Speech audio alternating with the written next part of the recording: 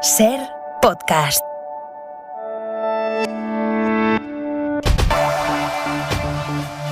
Y es noticia esta noche. Putin lleva al extremo su acoso a los defensores de los derechos humanos dentro de Rusia y ordena el cierre de Amnistía Internacional, Human Rights Watch y una docena de ONGs más. Clausura sus oficinas en Rusia. Las organizaciones en defensa de los derechos humanos las expulsa.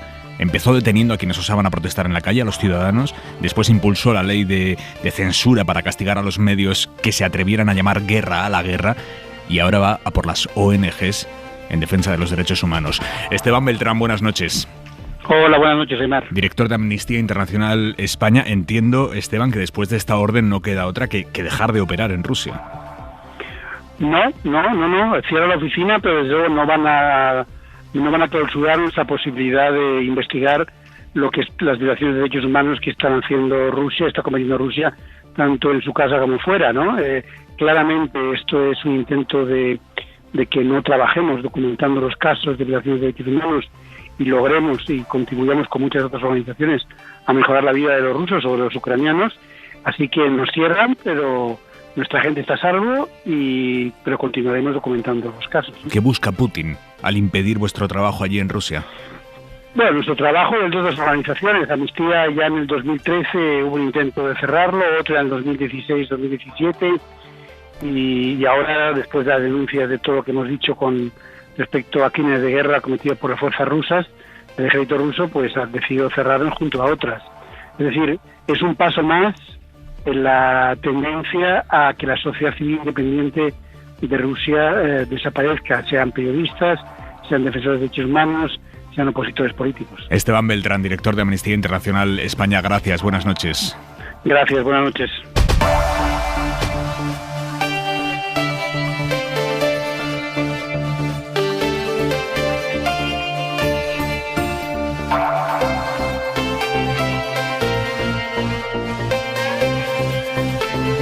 Y este es el sonido de la nueva masacre contra civiles en Ucrania.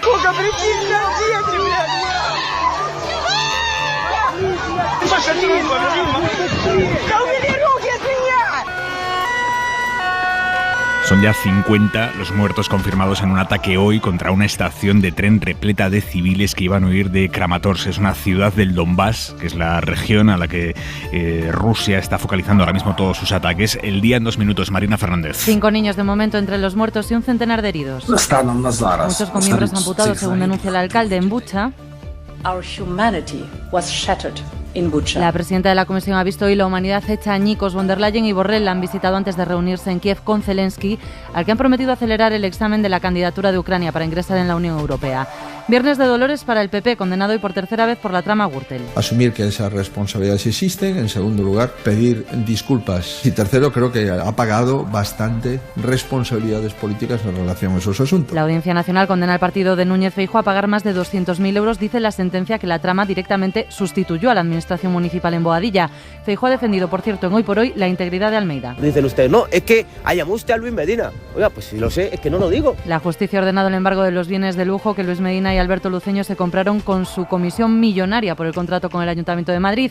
Viernes de dolores en realidad para todos. Ver a mi familia y estar con ellos esta Semana Santa. Voy a ver los pasos hasta el Jueves Santo y luego me voy al pueblo. Primera Semana Santa sin restricciones de movilidad desde que empezó la pandemia y más cara si nos movemos en coche. Llenar el depósito cuesta entre 15 y 20 euros más que hace un año a pesar del descuento de 20 céntimos.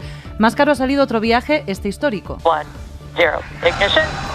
Que ha despegado con éxito de Cabo Cañaveral, comandado además por un español. Como somos invitados, tenemos que llevar nuestro saco de dormir y ponerlo en el suelo, o en la pared, o en el techo, no importa. Esto nos contaba Miguel López Alegría en Hora 25 de la primera misión espacial privada por la que cada astronauta ha pagado 50 millones de euros para visitar la Estación Espacial Internacional, aunque para histórica la emoción de la primera jueza negra del Tribunal Supremo de Estados Unidos. I am the dream and the hope of the slave. Mi familia ha pasado de la segregación al Supremo en una generación. Soy el sueño y la esperanza del esclavo, ha dicho citando al activista Maya Angelou, con Biden y Kamala Harris a cada lado. Esta noche en la mesa del análisis de Hora 25, Daniel Fuentes, profesor de Economía de la Universidad de Alcalá. Daniel, buenas noches. Buenas noches, Aymar. Y Berna León, investigador doctoral y profesor asociado de Sciences Po, el Instituto de Estudios Políticos de París. Buenas noches, Berna. ¿Qué tal, Aymar? Buenas noches. Y la noticia de esta noche en Estados Unidos... ¡Oh, wow! ¡Wow! ¿Recuerdan el momento del bofetón de Will Smith al presentador de los Oscars por el supuesto chiste sobre la alopecia de su mujer? Bien, la Academia del Cine sanciona a Will Smith por ese puñetazo y lo veta. Le veta la entrada a los propios Oscar durante 10 años. Y no solo a los Oscar, sino a cualquier acto de la Academia. 10 años vetado. Pepa Blanes. Casi 2 semanas después, la Academia toma su decisión. Prohíbe al actor acudir a cualquier acto o evento, presencial o bien online, en 10 años. Es su manera de castigar ese acto, la bofetada en prime time al cómico Chris Rock en la gala de los Oscar.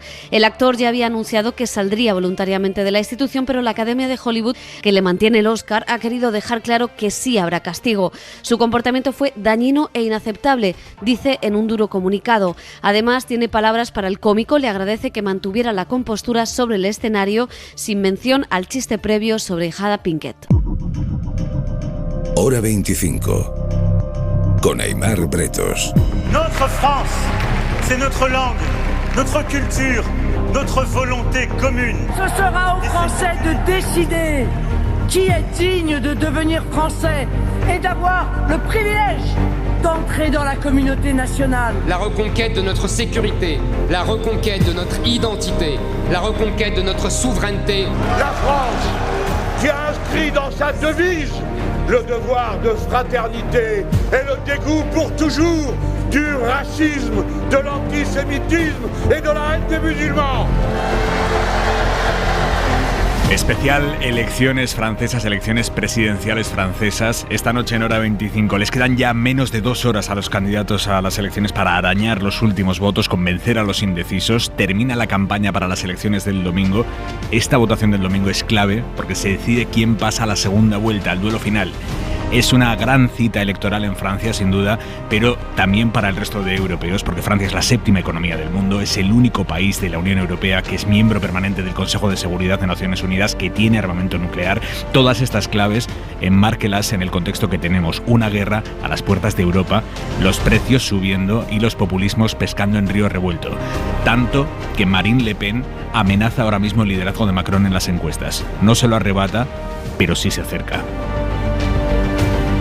Corresponsal en París, Sara Canals, buenas noches. Buenas noches, ¿qué tal? A medianoche, Sara, acaba la campaña electoral. ¿Cómo están apurando los candidatos estas últimas horas? ¿Con qué mensajes? Pues el presidente Macron ha dado su última entrevista a un medio digital dirigido principalmente a los jóvenes y durante casi 2 horas ha defendido su mandato ante las preguntas de la audiencia, que no ha sido precisamente un público fácil. Le escuchamos. Un homme seul ne peut pas tout résoudre. On n'a pas réussi à y apporter une réponse suffisamment crédible pour que les gens se détournent massivement des extrêmes. Ha dicho que un hombre solo no puede resolverlo todo y ha reconocido que no ha logrado aportar una respuesta creíble para que la gente deje de apoyar a los extremos. Sin embargo, ha intentado enviar un mensaje de esperanza a los jóvenes, a quienes ha prometido becas y ayudas, por ejemplo. Por otra parte, Marine Le Pen ha dedicado sus últimas horas de campaña a rodearse de sus votantes más fieles. Ayer dio su último gran mitin en Perpiñán, bastión de la extrema derecha, y hoy ha viajado hacia Narbona. El izquierdista Jean-Luc Mélenchon, el único candidato de izquierdas con opciones, lleva poco más de 1 hora haciendo un directo en Twitch, un guiño también hacia los jóvenes. Y en cuanto a las candidatas de los partidos tradicionales, la socialista Anne Hidalgo y la republicana Valérie Pécresse han sido entrevistadas esta noche en la televisión privada. Ambas, recordemos, han registrado una intención de voto muy baja, Pécresse con un 8% e Hidalgo con un 2%. Y en general, Aimar, todos los 12 candidatos se han estado movilizando hasta el último minuto. Y es que a partir de esta medianoche ya no se podrán dar entrevistas, publicar sondeos ni distribuir propaganda electoral. Por lo tanto, en hora y media ya no se pueden publicar encuestas. La tendencia de los últimos días empuja a favor de Le Pen. Ha reducido en 10 puntos la distancia que le separaba de Macron, Sara. Sí, así es. Y aunque es cierto que han ido saliendo varios sondeos cada día, todos coinciden en esta dinámica al alza de Marine Le Pen y que no ha cesado. En una encuesta de esta tarde, por ejemplo, solo 1 punto separa a ambos candidatos y en un hipotético duelo Macron se llevaría la victoria, pero por los pelos, con un 51% de los votos. Luego tenemos al izquierdista Jean-Luc Mélenchon, que se sitúa tercero con un 17% de intención de voto. Ha ido subiendo también a medida que se acercan los comicios y al ser el único candidato candidato de izquierdas con opciones ha estado pidiendo el voto útil y movilizando tanto a la izquierda como al electorado también de Le Pen, a las clases populares. Lo cierto es que esta ha sido una campaña muy atípica, marcada, como decíais, por el contexto de guerra y con otra preocupación, la abstención, que podría alcanzar un nivel récord de más del 30%. Sara Canals, corresponsal en París. Gracias, Sara. Buenas noches. Buenas noches, un abrazo.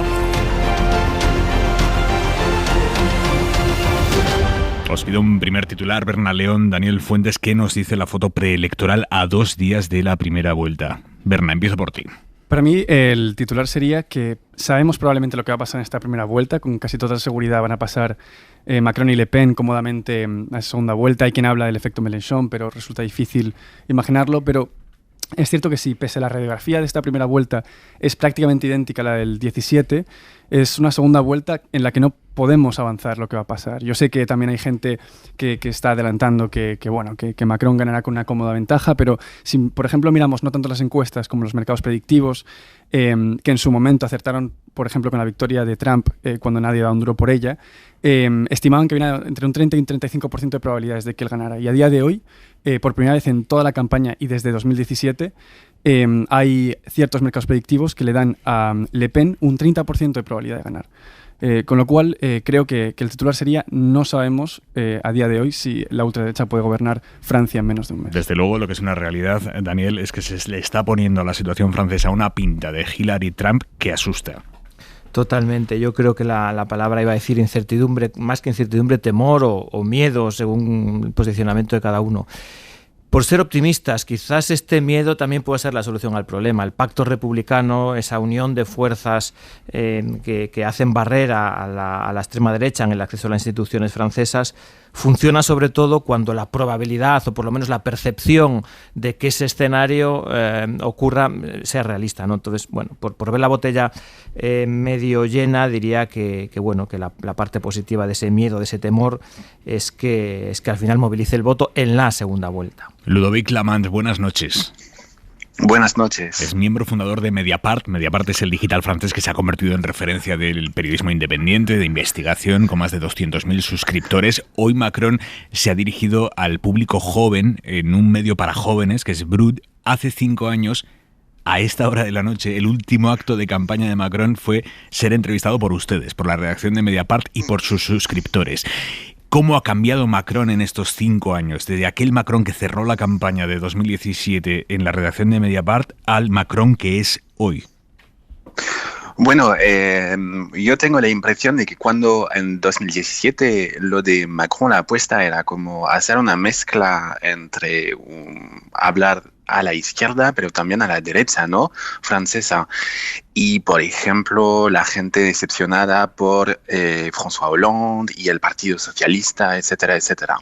Y después gobernó Macron y me parece que fue más y más claro que era más del lado derecha, ¿no? Que estaba gobernando. Por ejemplo, el jefe de gobierno fue Édouard Philippe, que viene de los republicanos.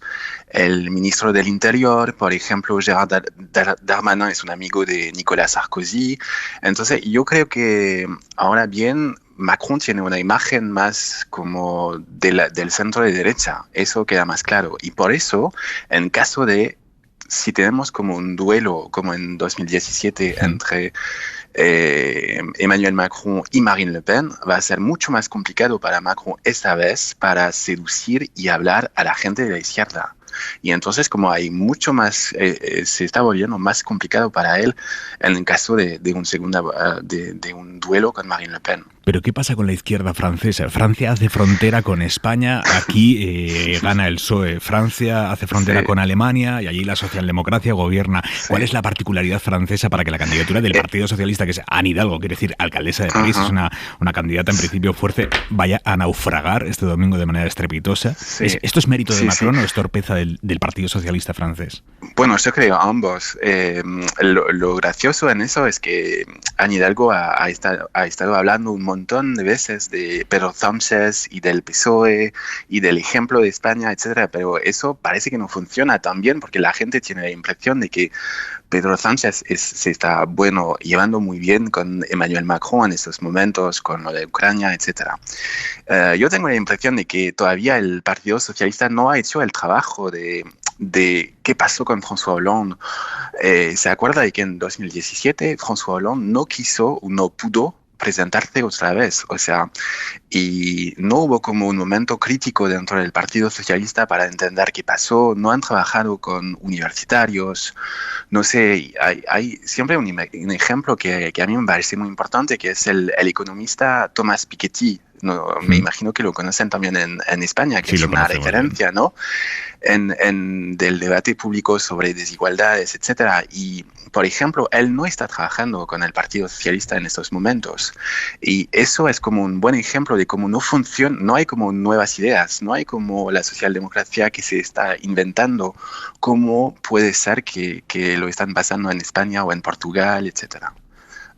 Señor Lavand, a diferencia de otras campañas, en esta no ha habido debates aún. Antes de la primera vuelta no ha habido un debate porque Macron se ha negado. Sí, eso también, él dice que tiene que ver también con lo de Ucrania.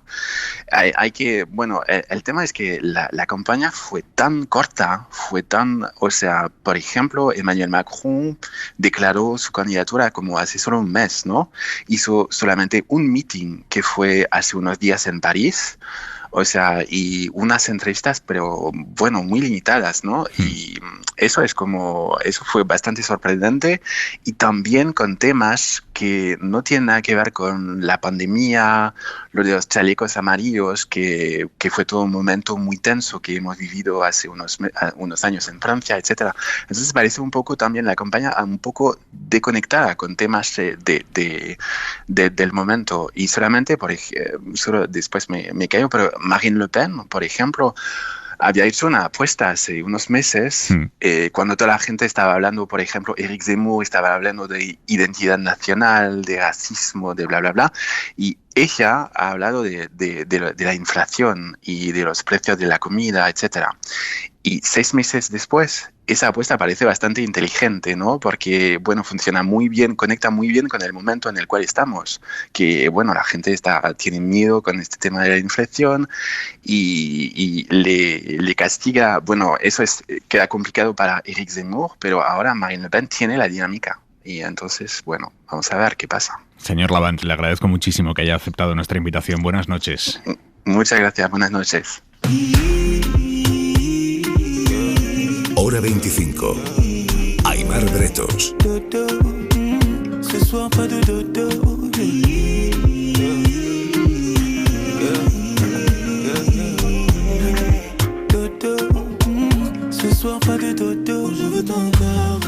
Para analizar lo que está por venir en Francia, la mesa de esta noche en Hora 25 cruza los Pirineos, se alarga hasta París. En París está Samina Air. Buenas noches. Buenas noches. Politólogo, exdelegado interministerial sobre migraciones del gobierno socialista de Lionel Jospin, conocidísimo por los oyentes de Hora 25. Gracias por atendernos, señor Nair. Gracias a vosotros por invitarme. También nos escucha desde París Salomé Saqué, que es periodista de Blast. Buenas noches, señora Saqué. Buenas noches. Y saludo también al politólogo Erwan Basnier. Buenas noches. Buenas noches. Señora Saqué, empiezo por usted. ¿Tiene mejor imagen Macron fuera de Francia que dentro de Francia ahora mismo?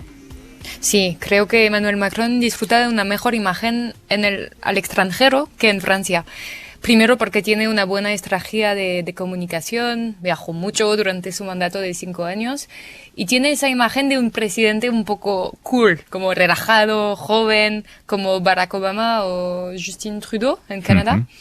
Pero Emmanuel Macron es particularmente impopular en Francia, dentro del país. Se encontró con una gran desconfianza popular, primero con la gestión del movimiento de los chalecos amarillos y luego con una sucesión de reformas antisociales y finalmente con la gestión de la pandemia y de la vacunación.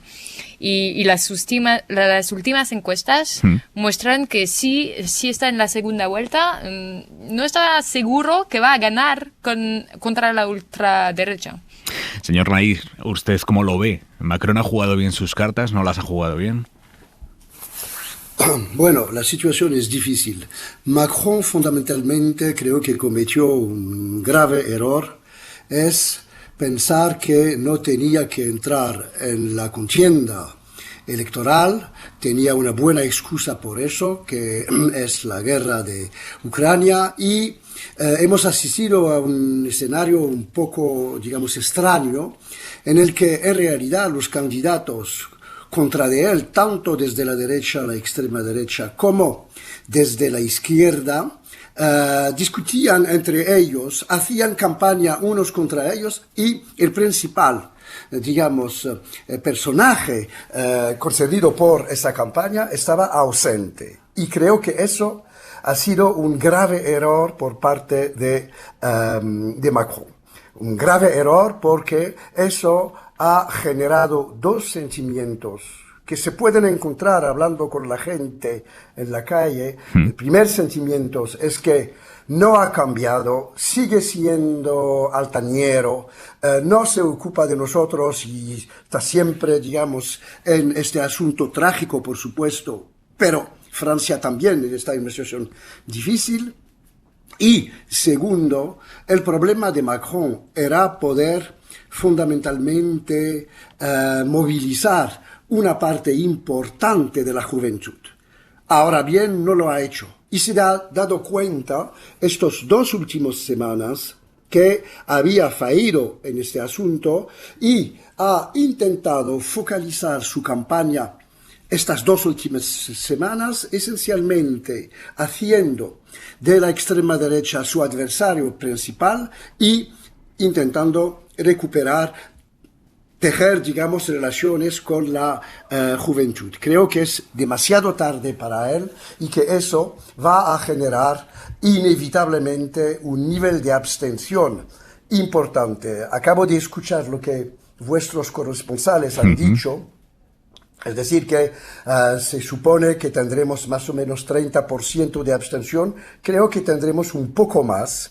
Y segundo, todos los sondeos sobre la juventud demuestran que unos 40% de los jóvenes no se sienten, digamos, atraídos por esa campaña. Eso es grave para él. Señor Barnier, las principales conclusiones que sacamos de las presidenciales de 2017 es que fueron unas elecciones muy disruptivas, porque la derecha liberal y la izquierda socialista se desplomaron. Macron resiste, puede volver a ganar. ¿Qué puntos fuertes tiene Macron? Yo creo que el escenario para las elecciones de 2022 es ligeramente diferente al de 2017. Obviamente el presidente Macron es el presidente saliente, dispone de un cierto poderío, una imagen que le da la función de presidente.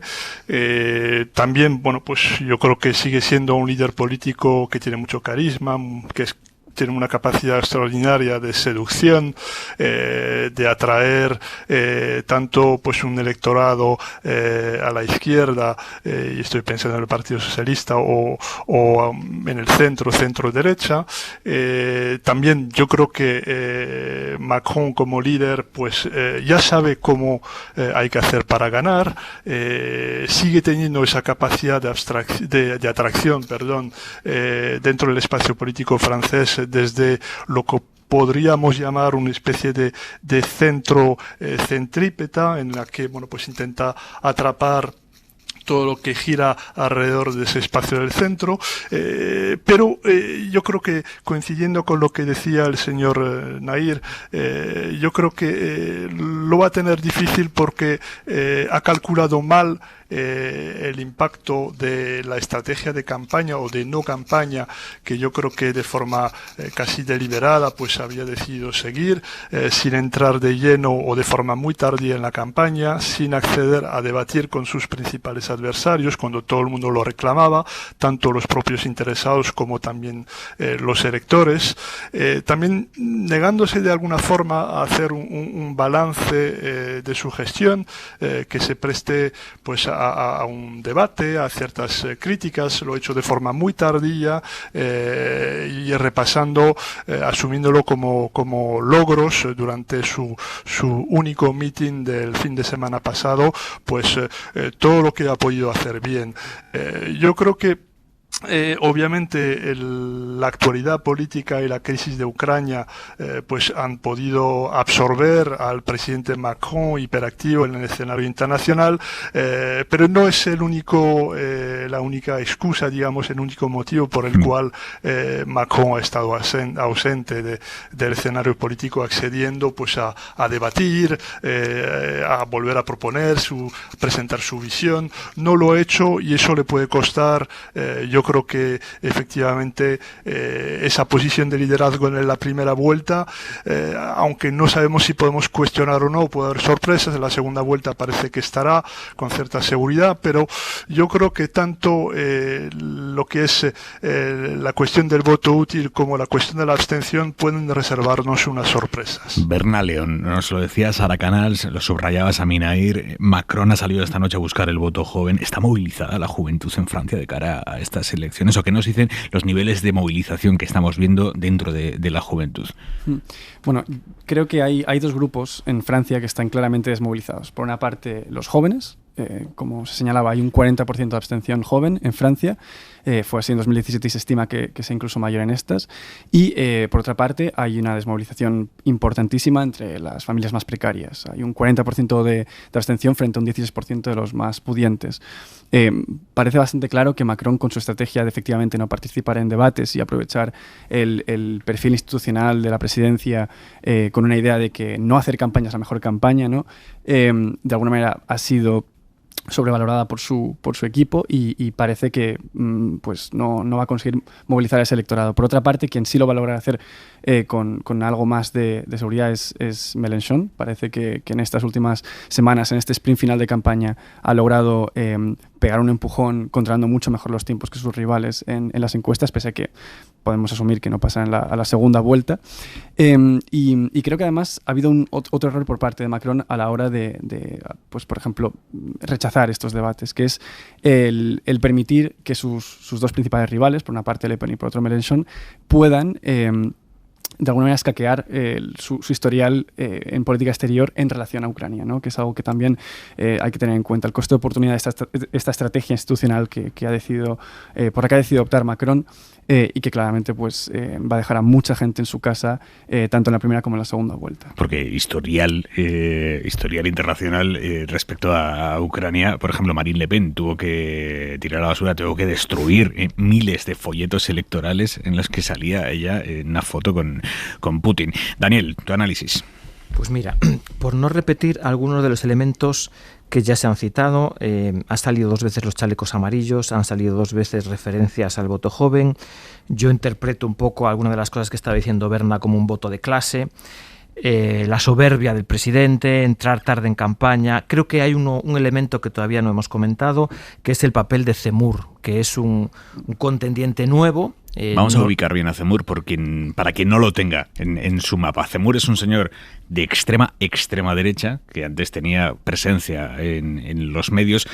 Se ha hecho una comparación aquí en España con una hipotética figura parecida a Federico Jiménez Los Santos, que decide dar el paso y meterse en política. Y a partir de ahí hay un momento, hay una explosión hace unos meses en los que parecía que se iba a comer el mundo y poco a poco ha ido pinchando. Pero sigue teniendo una presencia fuerte según las encuestas. Sí, pero más allá de lo que digan los números, a mí me interesa la parte más cualitativa, porque me recuerda mucho a cómo utilizó Mitterrand el nacimiento de Frente Nacional para dividir a lo que tenía a su derecha en los gaullistas, que era pues la derecha demócrata cristiana, conservadora, más europea, normal, la derecha de Chirac, si es más reconocible, de esa otra derecha más extrema que era el Frente Nacional. Alimentando al Frente Nacional dividía a sus enemigos y tenía más opciones de ganar. Y yo creo que aquí Macron ha intentado algo parecido con lo que hay a su derecha, ¿no? Si mi gran enemigo es la extrema derecha, divide y vencerás. Y creo que esa jugada no le está saliendo bien, porque indirectamente, al posicionar a Zemmour todavía más extremo que Marine Le Pen, lo que ha contribuido es a normalizar, a blanquear, como dicen los franceses, a desdiabolizar la figura de Marine Le Pen. La ha traído un poquito más a la derecha más digerible, lo cual está pagando también Pécresse en sus intenciones de votos y la hace potencialmente más peligrosa en una segunda vuelta. Pécresse es la candidata del equivalente al Partido Popular aquí en España y en Francia. Señora Saqué, ¿está de acuerdo con esto? Macron ha intentado hinchar un poco a Zemmour para intentar dividir el voto de la extrema derecha, para intentar, digamos, restarle opciones a Le Pen, y le ha salido mal. Sí, pienso que Emmanuel Macron pasó todo su mandato a jugar con la extrema derecha para intentar neutralizarla.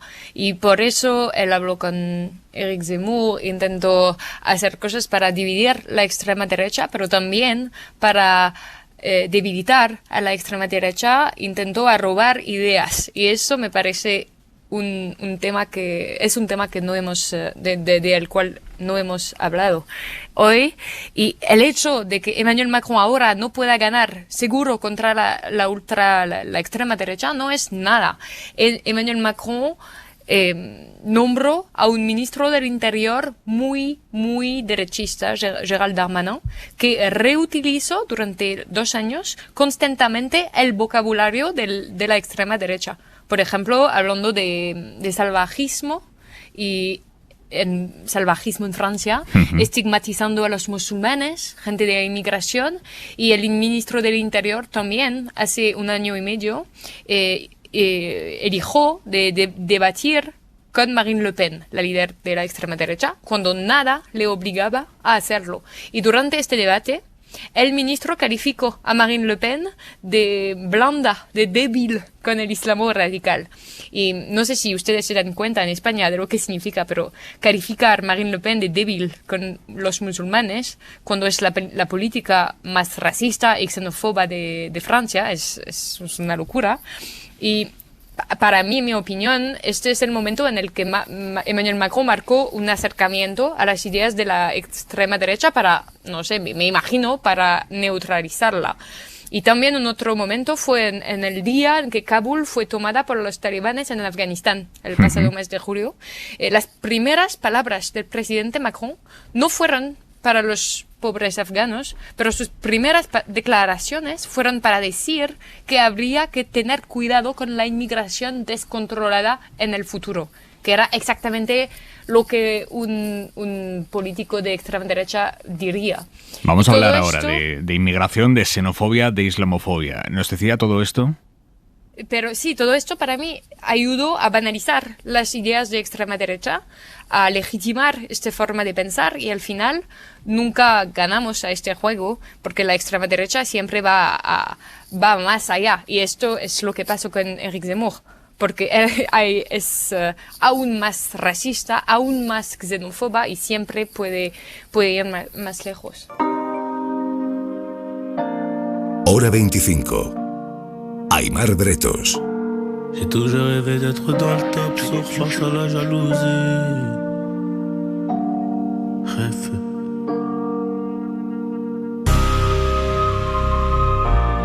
Jefe. C'est Johnny qui pour la qualité. Bordel. J'ai toujours rêvé d'être dans le top, sauf face à la jalousie. On fait du bénéfice pour le confort, y'a que le bon Dieu qui m'adoucit. Bébé, je peux pas t'aimer tous les jours, j'ai des plans trop juteux dehors. J'suis tout près de la quiche, t'as près du four, c'est super méchant quand on sort. Banks. Macron llegó a las presidenciales de la República en 2017 con un partido que había fundado un año antes, En Marcha, presumida de no ser ni de izquierdas ni de derechas. Los daños colaterales que ha dejado ese partido son el Partido Republicano, como decíamos, el equivalente al PP aquí en España, pero también el Partido Socialista. Vamos a completar este análisis, esta fotografía amplia que queremos hacer esta noche para que no se nos escape ningún matiz de la realidad francesa, con Antoine Delaporte, que es analista político de la Fundación Jean Jaurès, que es un think tank de política internacional vinculado al Partido Socialista. Señor Delaporte, buenas noches. Buenas noches, Aimar. Y Vincent Dan, politólogo que ha centrado su investigación en Francia Insumisa, el partido de Mélenchon, el partido que está concentrando el voto de la izquierda. Vincent Dan, buenas noches. ¿Qué tal? Muy buenas noches. Señor Delaporte, en las pasadas regionales y municipales el Partido Socialista francés sí obtuvo unos resultados, no sé si buenos, pero mejores de los que se esperaba. Sin embargo, en estas elecciones presidenciales, lo que nos dicen las encuestas es que se van a quedar bastante lejos, además, del 5% de los votos que necesitan para tener acceso a dinero público. Es que las encuestas hablan de un 2%. ¿Qué está pasando con el Partido Socialista?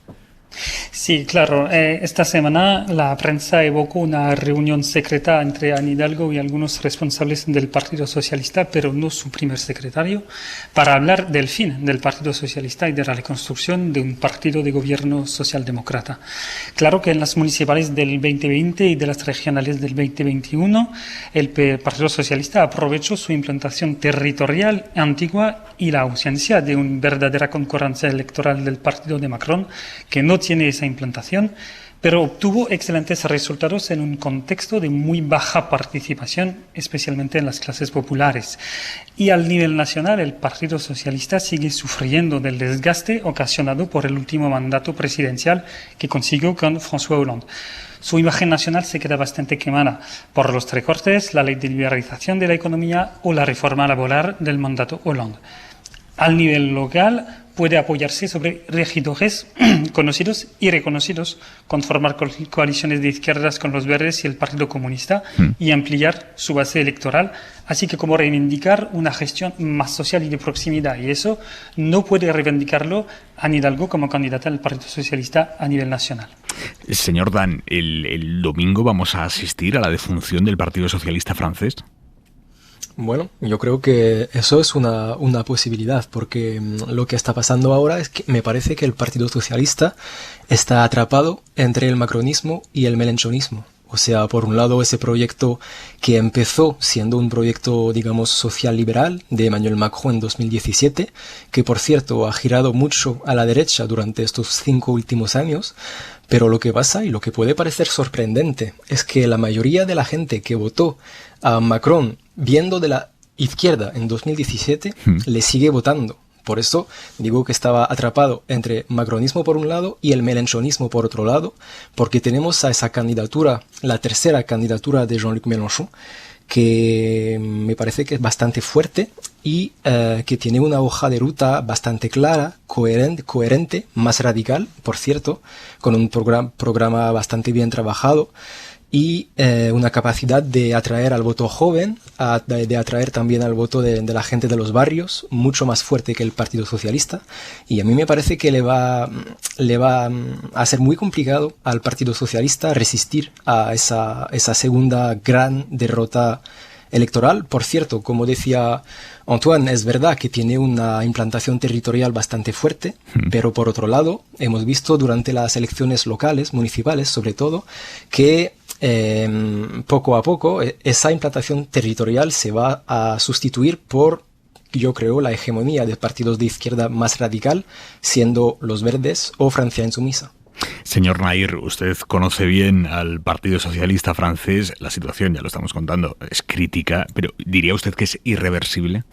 Yo creo que es irreversible. No estoy de acuerdo para decir que la crisis del Partido Socialista ha empezado con François Hollande. No es verdad. La crisis del Partido Socialista ha empezado en realidad con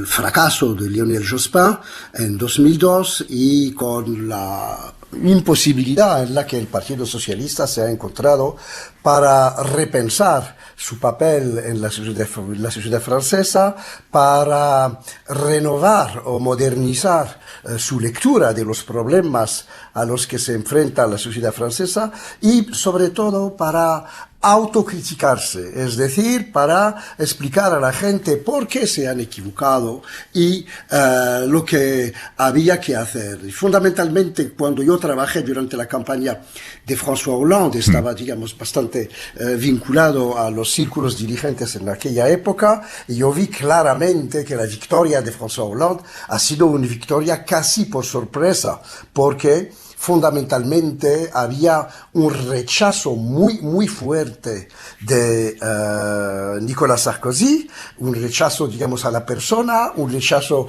a lo que representaba tanto a nivel humano como a nivel político y cultural, y la victoria de Hollande ha sido en realidad muy frágil. Sobre todo porque él no tenía verdaderamente un programa serio. En febrero propone poner en marcha una tasa del 75% sobre, digamos, el capital, y en el mes de junio, en la reunión del Consejo Europeo con Merkel, dice exactamente lo contrario, y en septiembre renuncia oficialmente a su programa. No tenía un programa sólido porque el problema de fondo es que el Partido Socialista no ha renovado su comprensión de la sociedad francesa y ahora está condenado. Hay la línea que unos, como diría, digamos, unos fantomas están intentando poner en marcha. François Hollande mismo, que evidentemente tiene la responsabilidad de no haberse presentado en 2017, hubiera podido decir, yo me presento... Aunque sea lo intentamos, ¿no? No, pero ahora... Claro, mientras que ahora se presenta como un recurso, pero no es para nada un recurso porque él representa efectivamente la debilidad ideológica del socialismo francés con muchos otros. Y creo que estoy de acuerdo con el comentario que uno de nuestros amigos acaba de hacer ahora aquí. Creo que Mélenchon tiene un programa coherente, tiene un programa serio, tiene un programa bastante, y utilizo esa oxímoron, bastante inaplicable, porque no lo veo ahora capaz, digamos, de imponer, si gana las elecciones, una sexta república, etcétera, etcétera. Será muy difícil, pero por lo menos él ha actuado de manera política y siempre con una perspectiva, digamos, no ha cambiado fundamentalmente, tiene una perspectiva crítica sobre el modelo de construcción europeo, una perspectiva crítica sobre la recomposición de las relaciones sociales en Francia, y creo que va a atraer a mucha gente. Lo veremos. Probablemente no en la segunda vuelta, porque no estará en la segunda vuelta. Yo creo que tendremos una segunda vuelta Macron-Marine Le Pen. Creo que Marine Le Pen va a perder. Creo que en realidad Macron ha intentado estos últimos dos semanas, digamos, dar miedo a la gente con la candidatura, con el peligro del Frente Nacional. Es la mejor garantía para cualquier presidente en Francia que quiere la reelección, tener frente a él la extrema derecha. Por eso no comparto, introduzco un matiz de lo que ha dicho nuestra amiga sobre la inmigración, que ha dicho él quería neutralizar. Yo creo que no. Él, todo lo contrario, ha utilizado la extrema derecha porque le importa y le interesaba una extrema derecha en la segunda vuelta, porque fundamentalmente, y quiero que tiene toda la razón, salvo un accidente muy grave, la extrema derecha no puede hemos ganar perdido en Francia ahora. Probablemente en el futuro, si las cosas siguen así, pero ahora no. Es una garantía de elección, ¿no? Entonces yo creo que en las elecciones legislativas, ahí veremos cuáles son las líneas de recomposición de la izquierda francesa. Si Mélenchon, digamos, consigue un buen score ahora, tendrá probablemente mucho más diputados que previsto, y a partir de ese momento será él fundamentalmente, con otros por supuesto, pero será él que, digamos, indicará las líneas fundamentales de una posible recomposición de la izquierda, pero no es fácil y se necesitará mucho tiempo para llegar a eso. Estamos hablando de la izquierda y en la derecha, señor Barnier, la candidata de la derecha tradicional, Pécresse, tampoco sale bien parada. ¿Usted diría que estos dos partidos se han quedado obsoletos, el Partido Socialista y los republicanos, el equivalente al PP? Hombre, yo creo que la palabra la obsolescencia pues es algo quizá que es un poco prematuro poder pronunciarse. Lo que está claro es que esos partidos tradicionales del sistema político francés son los que han tenido más dificultades tras crisis de liderazgo, tras una transformación inesperada del espacio político y de la sociedad francesa también, y de sus sistemas tradicionales de representación de la política.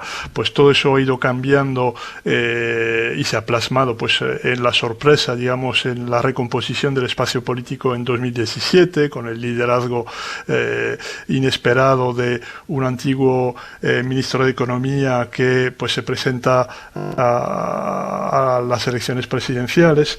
En el espacio de la derecha pues ha pasado, aunque con muchos matices y una dinámica bastante diferente, pero también elementos comunes de crisis de liderazgo, en la que se ha roto el partido de forma tradicional. Cuando Nicolas Sarkozy ya deja el partido y ha perdido las elecciones, pues empieza una dinámica de rivalidades internas, luchas intestinas, de destrucción, de pelea por el liderazgo del partido, con sus abandonos, la creación de micropartidos, escisiones de por todas movimientos. partes, ¿no? Efectivamente. Es un movimiento un poco diferente del que ha podido ocurrir en el Partido Socialista, pero obviamente son los dos partidos que han pagado un poco la carencia de haber sabido generar un liderazgo duradero y sólido, tanto en el PS, en el Partido Socialista, como en el Les Républicains. Y por otra parte, pues la reflexión que hacía también Sami Naïr sobre la incapacidad a repensar, a redefinir pues un poco su horizonte ideológico, a sintonizar con la sociedad francesa, pues han hecho que realmente hoy en día esos partidos, para elecciones tan importantes y tan estructurales para la vida política francesa como son las presidenciales, pues esos partidos están un poco fuera del partido, para emplear un término futbolístico. Daniel Fuentes. Yo creo que hay un elemento de cultura política que a lo mejor a los oyentes españoles les choca un poco, ¿no? Esta debilidad de los partidos que choca mucho con lo que conocemos en España. Pongo un ejemplo. El partido de Chirac en realidad se conocía así como el partido de Chirac, aunque tenía nombres distintos y en distintas, pues fue el RPR, la UMP, los antiguos los republicanos actuales. Quiero decir con esto que los grandes proyectos políticos en Francia casi siempre están liderados, asociados a una personalidad y a un liderazgo extraordinariamente fuerte, que pasa incluso por encima de la fortaleza de los propios partidos. El extremo de esto es lo que estamos viendo con Macron, porque todos estamos preguntándonos si esta es la defunción del Partido Socialista, pero ¿qué va a pasar con el movimiento por el En Marche cuando Macron desaparezca? No hay nada detrás, no es un partido, no es una estructura, es un liderazgo que capitaliza un espacio político y un movimiento sociológico, pero no tienen en Francia el peso que tienen los partidos políticos en la vida política francesa. Bernat León. Pues si Daniel ha analizado, digamos, los aspectos personales de la política francesa, que son totalmente ciertos, yo querría señalar cuáles son los estructurales, porque yo creo que quizás la crisis del Partido Socialista francés se percibe como mucho más exagerada desde España, porque tendemos a mirar solo los resultados de las elecciones presidenciales. Yo creo que si atendemos a, por ejemplo, los resultados de las departamentales o municipales, el Partido Socialista, pues evidentemente ha visto su base mermada, pero no ha desaparecido ni mucho menos al nivel de estas, por ejemplo, presidenciales. Entonces, ¿qué creo que sucede? Creo que el Partido Socialista está atrapado en dos tendencias internacionales que podemos observar en toda Europa y dos nacionales. Por una parte, en las internacionales tenemos la crisis de la socialdemocracia, que, bueno, bien sabemos que se ha venido dando desde 2008, con la puesta en, digamos, cuestión de la tercera vía, y esto ha sucedido no solamente en Francia, sino también en Reino Unido, España, Alemania, etcétera, y después la fragmentación política en ambos lados del espectro político. Y aquí se ve muy claramente en estas elecciones con Pécresse y con Zemmour, que también divide la derecha, ¿no? ¿Qué sucede? Que estas dos tendencias de alguna manera se catalizan distinto en Francia. Porque hay otros dos factores que son, digamos, endógenos, son propios a Francia, que son, por una parte, la alta abstención electoral, que, como decíamos, es altísima entre jóvenes y las familias más precarias. Y por otra parte, y creo que esto es el factor clave, las reglas de juego de la Quinta República. No hay que olvidar que Francia hasta los mediados de los 60 tenía un régimen parlamentario similar de algún modo al español, pero que tras una profundísima crisis pues se ve sustituido por un sistema que en teoría tenía que favorecer gobiernos y presidencias muy fuertes, ¿no? Como institución. Entonces, ¿qué sucede?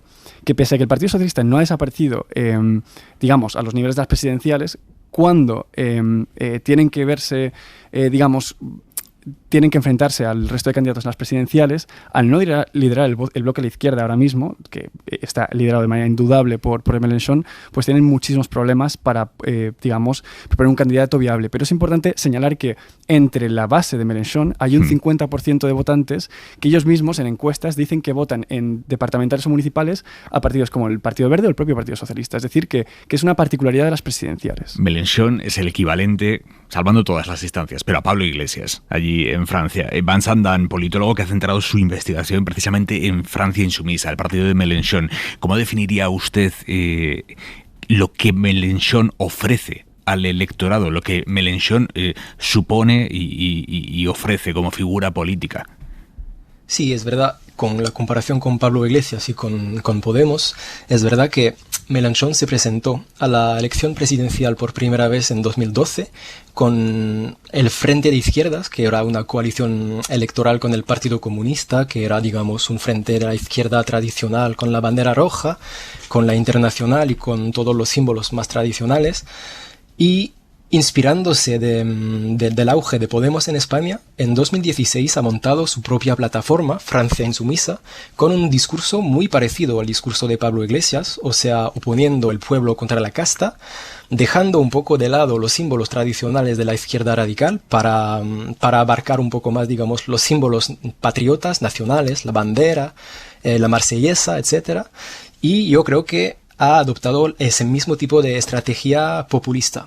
Y la originalidad de Mélenchon también viene del hecho de que, como lo decíamos antes, tiene un programa bastante bien trabajado, coherente, con algunas apuestas bastante originales, como por ejemplo, es el único candidato ahora mismo en la campaña presidencial que propone un cambio profundo de las instituciones, propone, por ejemplo, acabar con la Quinta República y pasar a la Sexta República para volver a tener un régimen parlamentario, con también más iniciativas de la ciudadanía. Hay una reivindicación de los chalecos amarillos que él ha retomado dentro de su programa, que es el referéndum de iniciativa ciudadana para permitir a los ciudadanos tomar iniciativas, revocar también a cargos públicos. Y también hay que decir que ha incorporado a lo largo de los años temas ecológicos bastante fuertes, hasta el punto de que ahora aparece a los ojos de la mayoría del electorado de izquierda como el candidato ecologista más fuerte. O sea, hay muchos ONGs, muchas asociaciones que han valorado el programa de Mélenchon al mismo nivel en temas ecológicos, en temas del clima, que el programa del candidato verde. O sea que está logrando hacer esa síntesis entre la aspiración a la justicia social, a la justicia climática y también el cambio democrático. Y al otro lado, sí, estamos hablando de la izquierda, pero y a la derecha, señor Delaporte, el mejor aliado de Marine Le Pen ha sido Zemmour. El fenómeno Zemmour ha hecho que más votantes vean a Le Pen como un mal menor, que se le haya, que parezca, pues eso, una blanda, que no parezca tan peligrosa, porque el peligroso era otro. ¿Esto ha funcionado así en Francia? Sí, claro que funcionó en parte. Claro que Zemmour permitió a Le Pen solo parecer, menos radical, menos extremista, pero sin serlo de verdad. Ella pudo hacer campaña sin hablar demasiado de sus temas habituales, que son la inmigración o la criminalidad, y que son los que movilizan más la izquierda y la derecha moderada en contra de ella. Ella habló mucho más, como se dijo antes, de justicia social, de poder adquisitivo, de la inflación. Ella también criticó la manera de gobernar de Macron. Ella hizo una campaña bastante discreta en el medio rural, en las ciudades medias, sin muchas grandes reuniones públicas. Zemmour, él atrajo a los elementos, vamos a decir, los más racistas, los más extremistas, los más xenófobos, homófobos del partido de Le Pen, y esto ofreció a ella una proyección pública proyección pública, solo más moderada, aunque su programa electoral, claro, siga siendo duro y clásico en los temas habituales de la extrema derecha. Ella sigue la candidata de la extrema derecha nacionalista, xenófoba, anti-europea, pero claro que Zemmour le permitió volver al centro, si eso se puede decir de esta manera. Señor Delaporte, señor Dan, señora Saqué, señor Nair, señor Barnier, muchísimas gracias por ayudarnos esta noche a entender Francia, a entender la situación electoral francesa. Gracias, de verdad. Muchas gracias. Gracias. Gracias, buenas noches. Y empezamos a cerrar este viernes 8 de abril, Isabel Villar. Con la respuesta de Will Smith después de que la Academia del Cine de Hollywood lo haya vetado de sus eventos, incluidos los Oscar, durante 10 años. Ha dicho el actor en un brevísimo comunicado que acepta y respeta esa decisión que ha tomado la Academia por el bofetón que Smith le dio a Chris Rock en la última gala. Y en Reino Unido, el operador de las carreteras ha publicado rutas alternativas para los camioneros que quieran salir del país por el Eurotúnel que lo conecta con Francia, todo para ir descongestionando los accesos porque llevan toda la semana formándose atascos kilométricos. 20 hours. De 20-40 horas, como decían estos camioneros. Los problemas son varios, faltan ferries para trasladar los vehículos, falta personal y hay accesos al Eurotúnel bloqueados. El resultado son esas colas eternas de miles de transportistas, entre los que hay españoles. Sin servicio, sin comida, sin sitio donde hacer nuestras necesidades, ni nos podemos mover de aquí. Mueve el camión 2 metros y para 1 hora. Este vídeo lo ha publicado hoy la patronal Fenadismer, que pide a la Comisión Europea que intervengan para desatascar la situación y que los camioneros puedan volver a casa por Semana Santa. Y una cosa más sobre transporte: un día después de la visita de Sánchez a Rabat, Marruecos ha autorizado hoy a las navieras marroquíes a reanudar los viajes de pasajeros por mar con España, unas conexiones que llevaban desde el año pasado suspendidas. Y la ropa para mañana, Jordi Carbó, buenas noches. Buenas noches. Ropa que nos abrigue un poco más. Van a bajar en todo el país las temperaturas mínimas y las máximas. Aún así, como en general el fin de semana se presenta con muchas horas de sol, también momentos de nubes, pero muchos momentos de sol, durante las tardes el ambiente será agradable. No se repetirán máximas de más de 25 grados como hoy, por ejemplo, en el Mediterráneo, pero igualmente insistimos que al sol ambiente agradable. Hemos dicho también algunas nubes. Solo esperamos chubascos mañana en la mitad este de Cataluña, el domingo en Galicia. Y en el resto de Semana Santa, para los que libramos esta Semana Santa. Es tu caso, ¿no? Veo. Pues, sí, es mi caso. Sí. A ver, la verdad es que va a ser bastante buena la situación, porque por estas fechas que haga mucho sol y viento quiere decir que aumenta mucho la concentración de polen y eso lo sufrimos todos, no solo los alérgicos. Dicho esto, va a llover, pero solo la primera mitad de la semana. De hecho, se espera que el lunes llueva sobre todo en la mitad oeste de la península. El martes va a ser el día más lluvioso en todo el país y el miércoles la lluvia ya se desplazaría hacia el Mediterráneo. Después, a partir del jueves y sobre todo los últimos días de Semana Santa, mucho más sol y temperaturas que volverían a subir con facilidad. Hasta el lunes no. Digo, ¿sabes cuándo? Hasta dentro de unos días. Efectivamente, venga, Carbo, disfruta. Adiós.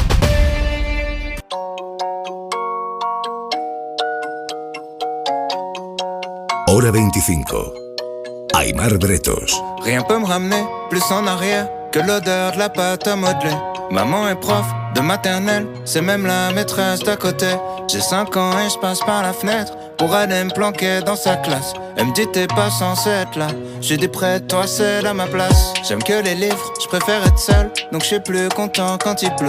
Je fais quelques cours de catéchisme, mais je suis pas sûr de croire en Dieu. J'ai 7 ans, la vie est facile. Quand je sais pas, je demande à ma mère. Un jour elle m'a dit je sais pas tout. J'ai perdu foi en l'univers. À 5 ans, je voulais juste en avoir 7. À 7 ans, j'étais pressé de voir le reste. Aujourd'hui, j'aimerais mieux que le temps s'arrête. Ah, ce qui compte, c'est pas l'arrivée, c'est la quête. Edición especial de Hora 25 esta noche, elecciones presidenciales francesas. El domingo los franceses votan en la primera vuelta de unas elecciones en las que no solo ellos, sino toda Europa se juega muchísimo. Todo apunta a que de esa primera vuelta saldrá una segunda en la que Emmanuel Macron competirá a cara de perro, además, con todo igualadísimo con la extrema derecha de Marine Le Pen. Esto ya se dio hace 5 años, un Macron-Le Pen en segunda vuelta. Pero hace 5 años se saldó con una ventaja de más del 30% de Macron respecto a Le Pen. Y ahora están diciendo las encuestas que la ventaja puede ser de 1 punto, 2 puntos. La extrema derecha francesa está fortísima en el corazón de Europa. Hace 5 años, Mélenchon, el equivalente a Podemos allí, no dio la orden a sus votantes, la orden o la directriz, de que hicieran lo posible para evitar que ganara Le Pen. No dio la orden de votar a Macron. Quizá tampoco hacía falta en aquel momento. La posibilidad de que gobernara la extrema derecha no era real como ahora sí lo es. En este escenario, si vamos a una segunda vuelta, Macron-Le Pen, Mélenchon, con la potencia de tiro que está demostrando en esta primera vuelta, siendo tercera fuerza con unos porcentajes altísimos, se podría permitir hacer lo mismo que hace 5 años y no pedir expresamente el voto para quien no es Le Pen, ya no para Macron, sino para quien no es Le Pen. ¿Cómo lo veis, Berna? Bueno, yo, si me preguntas, evidentemente, desearía que lo pidiera porque va a ser una carrera, como decías, extremadamente ajustada. ¿Hay incentivos para que Mélenchon pida ese voto por Macron? Yo creo que si había pocos incentivos en el 17, a día de hoy seguro que no. Porque las presidenciales, la segunda vuelta no va a ser tanto un duelo Le Pen contra Macron, sino anti-lepenistas contra antimacronistas. Yo creo que ese va a ser el verdadero duelo, ¿no? ¿Quién genera más antipatías? Y yo creo que la plataforma que Mélenchon lleva años construyendo de manera transversal, apelando, pues, como se mencionaba en la mesa de debate de esta noche, a principios, pues, de digamos, igualdad, de, digamos, contestación a esa élite parisina. Yo creo que no, digamos, pondría en riesgo esa base electoral el pedir el voto por Macron, que a día de hoy, si por ejemplo miramos las encuestas, es el candidato que más recelo despierta, incluso más que Le Pen por primera vez. El efecto Zemmour que mencionábamos antes ha tenido como consecuencia normalizar a Le Pen, y por otra parte la gestión de la pandemia de Macron y digamos sus salidas de tono, su arrogancia, le ha llevado a ser el candidato que más antipatía despierta. Entonces yo creo que a nivel estratégico lo más probable es que Mélenchon decida no pedir ese voto, que no dé su apoyo por Macron. Daniel. Hace 5 años, si no recuerdo la fórmula que eligió, o si no recuerdo mal, la fórmula que eligió Mélenchon fue algo así como ni un solo voto a la extrema derecha, lo cual deja el campo abierto para, bueno, absténgase. Yo cumplo con mi interpretación del pacto republicano, y es: yo no estoy apoyando a la extrema derecha, pero no estoy diciendo explícitamente, bueno, ni un solo voto a la extrema derecha y todos a Macron. Eso yo creo que no lo va a decir. Yo creo que se va probablemente a posicionar con una fórmula pues parecida, de ese estilo de: oye, yo con la extrema derecha no quiero nada y ustedes sabrán qué hacen con su voto. A mí ya me resultó, no solo a mí, vamos, yo creo que a muchos analistas ya nos resultó muy llamativa esa fórmula hace 5 años, porque no se puede decir que fuera la quiebra explícita del pacto republicano, pero la verdad es que era un pasito en esa dirección, ¿no? Yo no creo que, vamos, no veo al Macron de 2022 dando marcha atrás con respecto a lo que ya hizo hace 5 años, o sea que me imagino un escenario similar. Yo creo que Macron, si quiere seguir siendo presidente de la República, se lo va a tener que ganar y va a tener que pelear a cara de perro la segunda vuelta, estas 2 semanas que hay entre una votación y otra, con ese debate, que hay siempre un debate crucial entre los dos candidatos que pasan a la segunda vuelta, que suele ser el decisivo, en el que va a tener que echar el resto y va a tener que sudar. O sea, él va a tener que ganarse la presidencia de la República.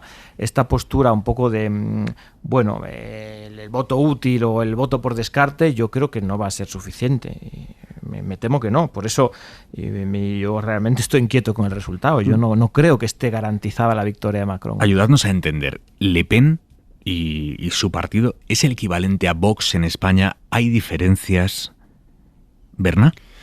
Bueno, evidentemente hay digamos, muchos paralelismos entre las diferentes derechas radicales europeas, pero yo creo que hay una diferencia, si no tanto en contenido, que yo creo que nos llevaría un programa entero a analizar, sí, desde luego hay una diferencia fundamental en las trayectorias de estos dos partidos, ¿no? Vox no ha hasta ahora demostrado ninguna intención de intentar ganar ese centro político, de presentar una imagen de moderación incluso cuando entra en instituciones, o bueno, cuando se lo ha permitido hacer el Partido Popular. Pero, digamos, la estrategia de Le Pen, desde hace como poco 5 años probablemente, yo diría que incluso en las del 17 también se podía ver esa estrategia de normalización, es la de presentar su proyecto no como la derecha radical católica de Jean-Marie Le Pen, sino como una especie de derecha radical laicista, ¿no? Casi republicana. Visto la consecuencia de venir de una derecha antirrepublicana, pues intentar apropiarse de ese discurso republicano para venderse como los verdaderos defensores de esa laicidad francesa, por ejemplo, y digamos, reapropiar esos símbolos nacionales franceses y republicanos como parte de su discurso. Entonces, yo creo que esa sería la principal diferencia entre Vox y el proyecto de Le Pen. Yo veo otra que es preocupante, y la diferencia principal que yo veo es que el proyecto del Frente Nacional, bueno, ahora cambio de nombre, está mucho más madura que la de Vox, y por lo tanto han aprendido de sus errores, y probablemente Vox tenga el aprendizaje de estas fuerzas y vaya a recorrer ese camino de manera mucho más rápida. Estoy pensando en algo muy concreto. En las últimas elecciones presidenciales, uno de los grandes errores de Marine Le Pen en el famoso debate de la segunda vuelta frente a Macron fue todo el capítulo de relaciones internacionales. O sea, cómo se posicionaba ella frente al euro, frente a Europa, fue ridículo, ¿no? A mí me recuerda mucho al discurso de Abascal en el capítulo internacional cuando la moción de censura hace año y medio, ¿no? En el que realmente fue casi delirante, ¿no? Cuando todo era Soros y China y conspiraciones, y era no tenía sustento, no tenía sustrato, no era ese error. Marine Le Pen ya no lo va a cometer, ya no lo está cometiendo en esta campaña, ¿no? Quiero decir que esta madurez en su proceso y en su proyecto político la hace más peligrosa. Y de hecho creo que hay una estrategia de diferenciación por parte de Le Pen y su plataforma respecto a Zemmour con la crisis de Ucrania, cuando con la llegada de los refugiados Zemmour se mostró en contra, y Le Pen sí que tuvo ese discurso de, bueno, si queremos, no es que seamos, digamos, el partido que no quiere aceptar refugiados, sino que queremos aceptar a aquellos que se parezcan a nosotros, ¿no? Y yo creo que efectivamente, como decía Dani, está ahondando en esa estrategia de normalización. Y también hay otra diferencia, creo, con Vox, acabo de caer en esto y creo que es importante señalarlo, y es que mientras que Vox sigue con un discurso ultra liberal, digamos que no intenta movilizar ese descontento económico de las clases más trabajadoras, creo que sí hay pese a que en los programas no se ve tanto, sí que en los discursos de Marine Le Pen hay una intención de conectar con ese enfado y conectar con los que la globalización ha dejado atrás, ¿no? Y intentar hacer un discurso un poco más, digamos, basado en el bienestar material y una especie de fantasía soberanista. Es otro buen ejemplo de esa maduración del proceso. Cuando uno escucha el discurso económico de Vox, la verdad es que están perdidísimos, o sea, es absolutamente inconsistente, ¿no? Incluso contradictorio por sí mismo, ¿no? Como podía serlo el discurso económico del Frente Nacional hace unos años. Eso Marine Le Pen lo ha pulido muchísimo, y hoy tiene pues un aspecto pues más, si quiere, socioliberal, claramente dirigido a la protección de los más desfavorecidos, a los que se quedan atrás. ¿Al mundo del dinero francés le da miedo Le Pen? Yo creo que los extremos dan miedo siempre al mundo del dinero, tanto a la izquierda como a la derecha. Yo creo que el mundo del dinero en Francia estaría encantado con Pécresse, estaría encantado con Macron. Son las dos opciones centrales. Más allá de esas dos, tanto Mélenchon como las dos extremas derechas no creo que sean del agrado de los poderes económicos. Tú que eres economista, Dani, la pérdida de poder adquisitivo es ahora mismo, sin duda, la principal preocupación, bueno, iba a decir de los franceses, de todos los europeos, empezando por los españoles, pero de los franceses específicamente. Si comparamos el bolsillo de los españoles con el de los franceses, ¿cómo está esa comparación? Mira, los números de manera muy concreta, ¿no? El IPC, que es el dato que tenemos todos en mente, en España está rozando ya los 2 dígitos, casi en el 10% interanual. En Francia está en menos de la mitad, 4,5% interanual, que sigue siendo elevado, pero es muchísimo menos que en nuestro caso. Yo creo que ahí Macron tiene una debilidad, y tiene una debilidad porque ha basado buena parte de su legislatura en un éxito de política económica que yo calificaría macroeconómico. Es verdad que coges el balance macro de Francia y dices, oye, pues qué bien, ¿no? Resulta que tienen después de haberse desplomado casi un 8% el PIB como consecuencia del coronavirus, un año después un 7% de crecimiento, y prácticamente han recuperado todo lo perdido durante esa crisis. Tienen el paro casi en mínimos históricos, 7,6%, punto y medio por debajo del nivel de paro precrisis. Y así podríamos hacer una lista de grandes indicadores macroeconómicos que efectivamente presentan un buen balance. El problema es qué ocurre en esta sociedad, por lo tanto, en la que con un buen balance económico, una crisis, vamos a decir, o por lo menos a día de hoy, vamos a decir un resfriado de invierno en el que el IPC se va al 4,5%, que tampoco es algo histórico. ¿Qué ocurre para que ese balance económico no sea suficiente garantía para el presidente saliente, que siempre juega con esa carta del buen balance económico. Yo me temo que es que recuerdo haberlo escrito hace 5 años. Creo que el principal objetivo del mandato de Macron, del que termina ahora, era colmatar unas brechas sociales gravísimas, cuyo mayor testimonio posteriormente fueron los chalecos amarillos, pero que siguen ahí. Y para mí eso es un síntoma de un fracaso político de estos 5 años. Sí, y además creo que, digamos, alguna de los éxitos económicos de la presidencia Macron se ven no tanto por sus políticas, sino por, digamos, la salud industrial, entre comillas, ¿no?, de la que goza Francia, ¿no?, que puede producir su propia energía y, bueno, conservó gran parte de su industria frente a algunos cambios macroeconómicos que sufrió Europa en los 70 y 80, ¿no? Entonces, paradójicamente, de hecho, él se vendió como uno de los candidatos que quería contestar ese modelo, ¿no?, y al final acaba beneficiándose. Pero respecto a la economía francesa, yo que no soy economista sino sociólogo, creo que también es importante atender a, digamos, la distribución territorial y geográfica de esa economía, ¿no? Porque Francia es el país, uno de los países más rurales de toda Europa, y es fundamental tener en cuenta que el 50% de su electorado se encuentra en ciudades de 5.000 habitantes o menos, 5.000 o menos, algo que es una excepción europea. Y evidentemente, digamos, no solamente la estructura económica, sino social, las prioridades que hay en este tipo de ciudades generalmente pues son muy distintas a las de Macron, y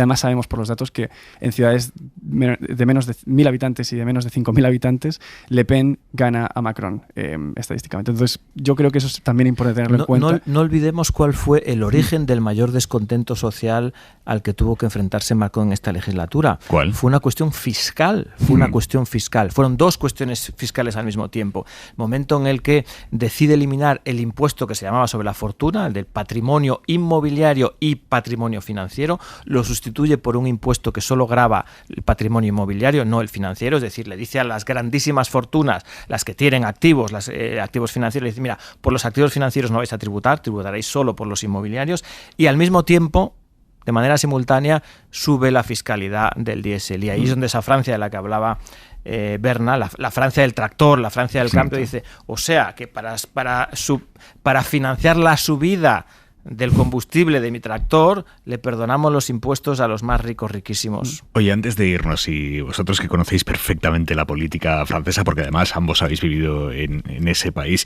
quiero preguntaros por el sistema político. Ya no estoy hablando, y la comparación con España, no estoy hablando, no pretendo abrir aquí un debate sobre monarquía o república, pero sí un debate de cuál creéis que es más perfecto o menos imperfecto el sistema parlamentario que tenemos en España, por el cual los ciudadanos votan un congreso, unas cortes que eligen un jefe de gobierno sometido a un duro control parlamentario y cuyas decisiones tienen que pasar permanentemente por un congreso que las puede tumbar, y de hecho las suele tumbar, o un sistema presidencialista puro en el que los ciudadanos eligen el presidente, después eligen unas cortes, pero que digamos no tienen el peso que pueden tener en España. El presidente francés elegido por los ciudadanos tiene un poder, no voy a decir absoluto, pero sí potentísimo, sometido a muy pocas barreras. ¿Qué sistema os seduce más? Excepto, Aymar, eso que has dicho es cierto, excepto que el presidente no tenga mayoría en la Asamblea, en las Cortes, que es lo que ha sucedido en más de una ocasión, que es lo que los franceses llaman cohabitación. Y en ese caso sí que funcionan perfectamente los contrapesos. En ese caso, el presidente de la República, que es verdad que tiene mucho más poder que otros jefes de Estado comparables, no tiene la gobernabilidad garantizada. O sea que, en fin, yo no sé cuál es mejor de los 2 sistemas. Iba a dar una respuesta así un poco gallega, de que el que mejor funcione y adaptaba a las necesidades y singularidades de cada territorio. No sé cuál es mejor en absoluto. Yo sí me mojo. Yo apuesto por el español de calle. Creo que la representatividad es importante. El sistema de la Quinta República claramente se carga esa representatividad. Y encima, lo que decía Dani, al final se supone que la gran ventaja es la gobernabilidad del país, y lo que sabemos es que no siempre es así. Si se reelige a Macron, será el primer presidente de la República reelegido desde Chirac. Es decir, que tampoco se garantiza esa estabilidad, y, por ejemplo, él no ha sido capaz de hacer su reforma a las pensiones. Con lo cual, yo me quedo con España. Mes amis, mes amours, mes emmerdes. Berna León, Daniel Fuentes, muchísimas gracias por ayudarnos esta noche a sumergirnos, pero además lo hemos hecho de cabeza, sumergirnos en Francia, en su política, en su sociedad, en sus sistemas, en sus miedos, en su todo, para no tocar de oídas, ¿no? Para meternos y conocerlo bien. Gracias, de verdad, amigos. A ti, buenas noches, además, gracias. Mes amis, mes amours, mes emmerdes. Mes amis, c'était tout en partage. Tout. Mes amours faisaient très bien l'amour. Ah oui. Mes emmerdes étaient ceux de notre âge. Bien sûr. Où l'argent c'est dommage et peut runner nos jours. Pour être fier, fier, je suis fier. ¿Y a ustedes qué les voy a decir? Pues que descansen, que quien tenga vacaciones las disfrute muchísimo, es lo que pienso hacer yo. Se quedan en las mejores manos, las de Marina Fernández, en los próximos días aquí en Hora 25. Un abrazo y hasta la semana que viene, no la siguiente. Adiós. Suscríbete a Hora 25. Todos los episodios y contenidos adicionales en la app de Cadena SER y en nuestros canales de Apple Podcast, Spotify, iVoox, Google Podcast y YouTube. Escúchanos en directo en la SER de lunes a viernes a las 8 de la tarde. Cadena SER. La radio.